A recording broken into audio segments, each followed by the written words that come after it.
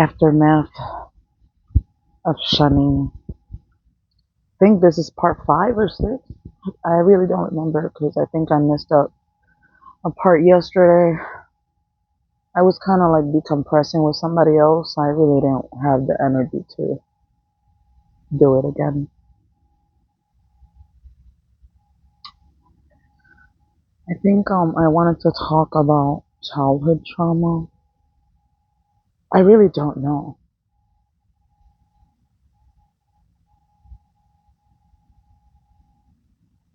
I hate that I have to say things that happen inside of my family when really the problem is the organization that provoked that type of behavior. Yesterday I got a chance to talk to an elder. It was not on purpose. It was meant to be. I told him to take care of his little psychopaths that keep on coming out loose from them and threatening family members to kill them. I told him, you better stop worrying about me. I'm out. I'm not part of that organization, and I do not want to be ever again. But I don't want to decompress all the hatred I have towards you because you are not even the guilty one. You are a victim too.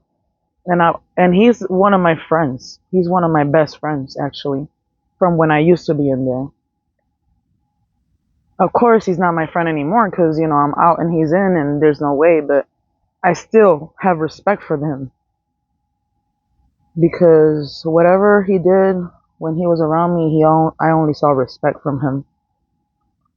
So I don't have nothing to say about his person. Now, the organization, yeah, that's fucking shit. And everybody is guilty of their own actions, honestly. Just the fact that I don't want to say that you are guilty yourself doesn't mean that I'm nicer. I just have a certain level of respect for certain individuals. But the shunning was done as a collective. So it's not like, oh, I shunned you more than him, or she shunned me more, or she did worse, or she did. No, of course the people that are closest to you are going to do worse because they're with you daily, day by day, and they see you in the morning, they see you in the midday, in the afternoon, the night. But you guys only see us Sundays and Thursdays, and you don't even know who the fuck I am sitting in front of your chair. You don't know who the fuck is sitting in front of your chair. You don't know who's sitting next to you. You don't know who's sitting behind you. You really don't. You don't know us.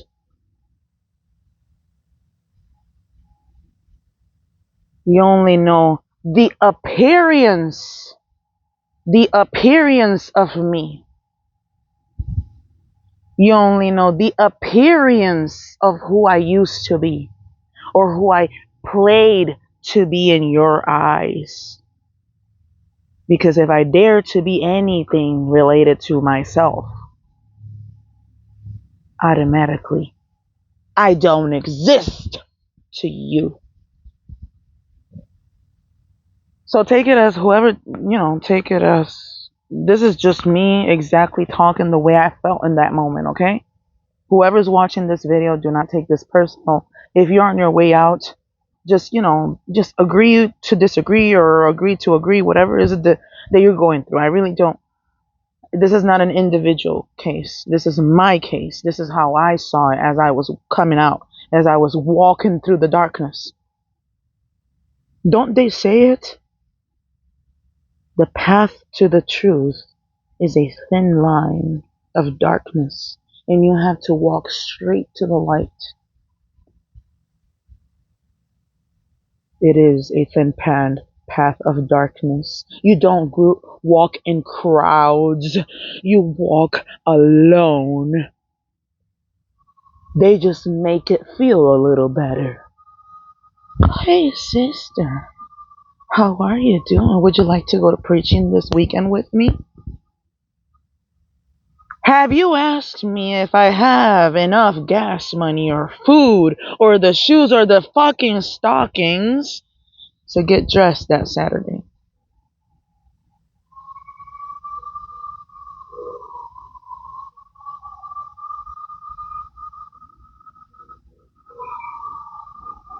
We have some special effects behind us. That's all we hear around here. Ambulances, police. Maybe they're picking up some psychopaths from the mentally in, physically out. Those are the most dangerous. Yeah, physically in, mentally. No, the physically out and mentally in, those are the dangerous ones. You're lucky enough to have an understanding with those.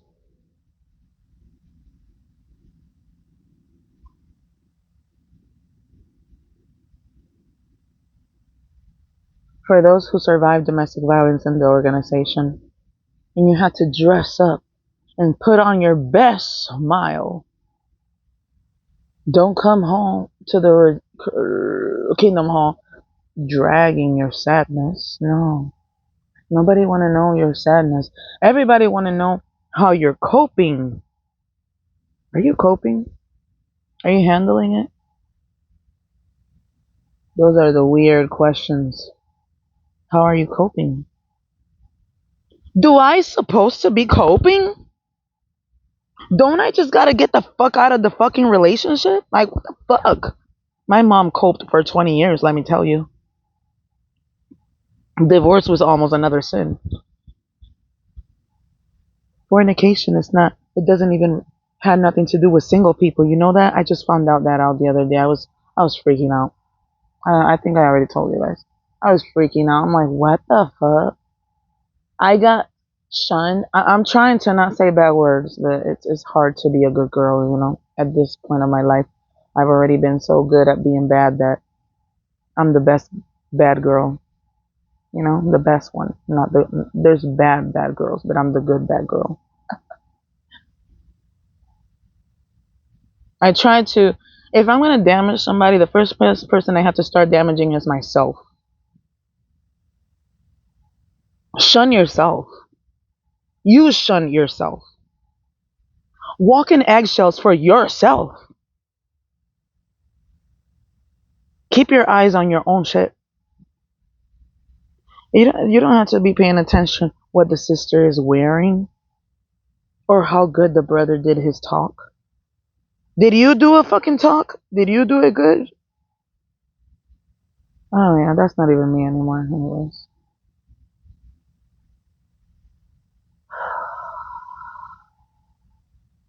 These are random talks, okay? I don't have a script. I'm not about to write what I'm gonna say here. It's gonna come out little by little eventually, so not every day we have the energy to put into this.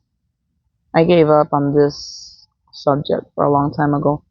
But I wanna support and help the people that are trying to understand how they feel when they decide to make decisions of staying away from toxic relationships.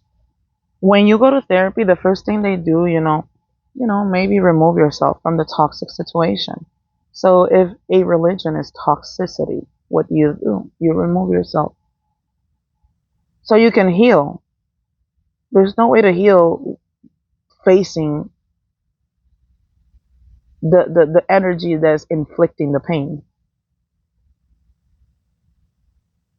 I want to get the fuck away forever. I run away so far, so many times. One time I walked to Pennsylvania on my foot.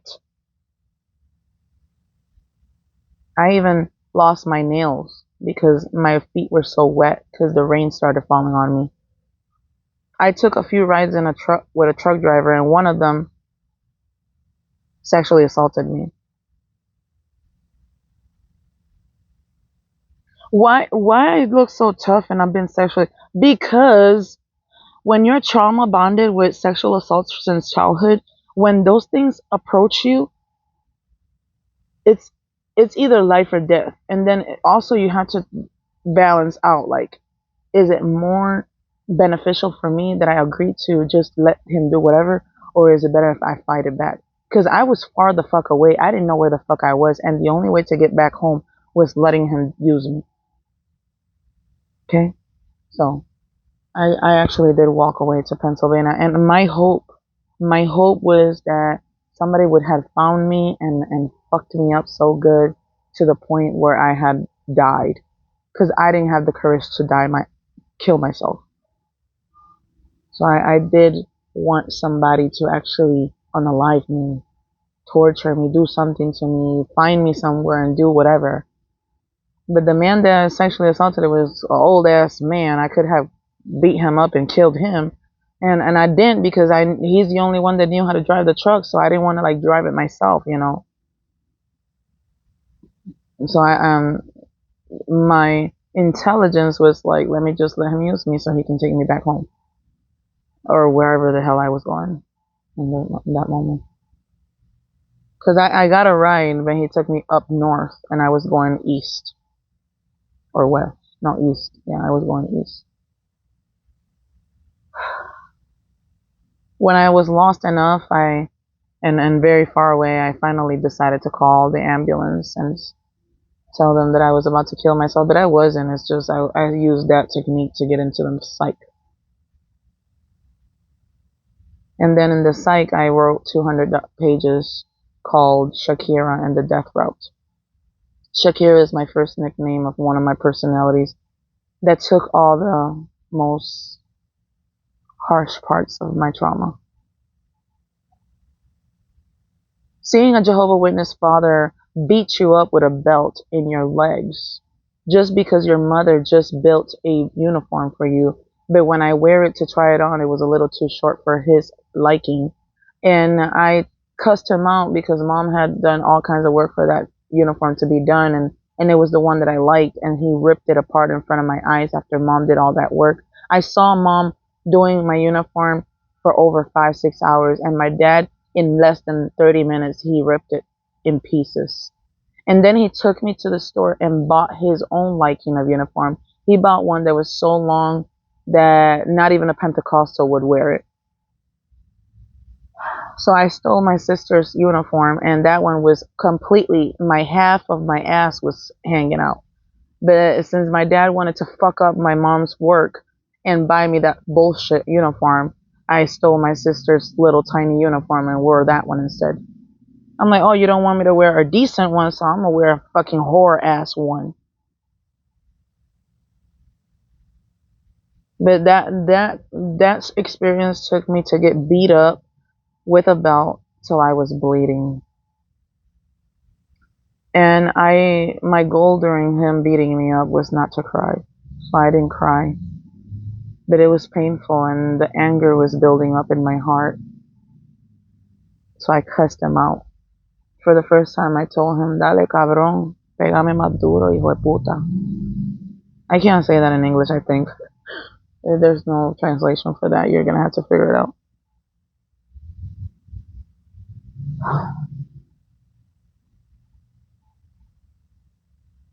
But that was the first time I ever disrespected my father, and I was like around 13ish, 14ish. It was right before I got raped to get pregnant.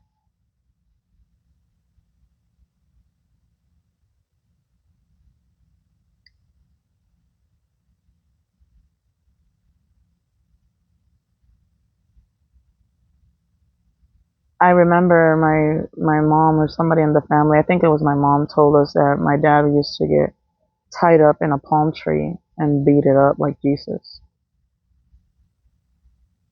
So when I called him bad words, he got really like even more heated up. And he kept going. But I was already bleeding, but he kept going. And I held there like a soldier, taking it. Yeah, my Jehovah Witness father. the Holy One.